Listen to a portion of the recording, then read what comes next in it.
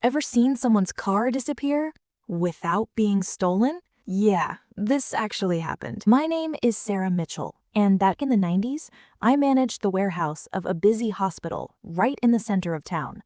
The place was surrounded by chaos: stadium on one side, courthouse on another, schools nearby, even a fire station. Parking? Always a nightmare. Cars circling nonstop, people fighting for spots. But inside hospital grounds, things were supposed to be controlled. At least, that was the idea. One morning, I opened the loading dock gate and froze. There was a small car parked inside our service courtyard, right next to a massive liquid oxygen tank. Not just any tank, a 2,000-liter industrial one. And that made this a serious problem. Parking there was strictly forbidden. Private property, tight maneuvering space, and most importantly, if a vehicle hit that tank, it could turn into a disaster. This wasn't just bad parking, this was dangerous. The car itself? Small, old, no note, no warning, just sitting there like it belonged. So I started making calls. No one in my warehouse owned it. Nurses didn't recognize it. No doctor drove anything like that. The front desk even made announcements asking visitors to move their car. Nothing. By 6 p.m., the car was gone. I thought that was the end of it. I was wrong. Next morning, same car, same spot. I repeated everything: calls, checks, even the police. Nothing worked. Since it was private property, they couldn't tow it, and without police authorization, towing companies wouldn't touch it. Luckily, that day only smaller trucks came in, so we managed. And just like before, by the time I closed up, the car disappeared again. But on the third day, it was already there before I even opened the dock. And this time, it was a real problem. We had a 35-ton truck arriving that morning. No way it could get in without hitting either the car or that oxygen tank. Now, it wasn't just annoying, it was dangerous, urgent. My team and I threw around ideas.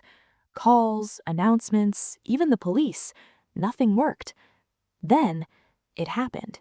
One of the maintenance crew drove by on a forklift carrying a pallet stacked with heavy plaster bags, and in that moment, it clicked.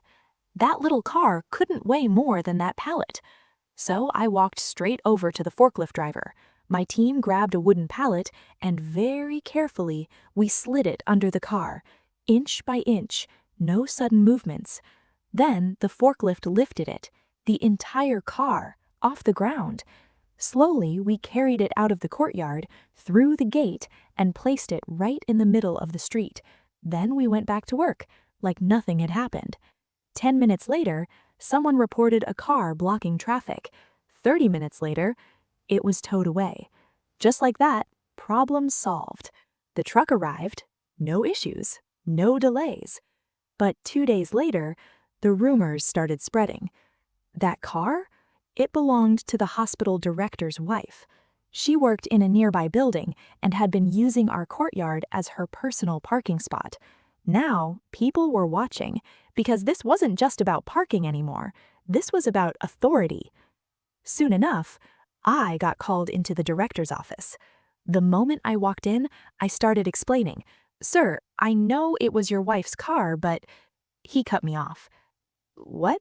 No, that's not why I called you." I stopped.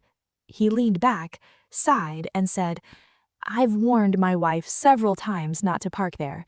Then he looked straight at me and added, "She brought this on herself." That was it. No punishment, no warning, just approval, and maybe a little satisfaction. For the next 20 years, until that hospital closed, this story kept getting told. Every new worker, every student. And the lesson? Simple. Park wherever you want. Take your chances. But never park in my loading dock. Because if you do, your car might just disappear.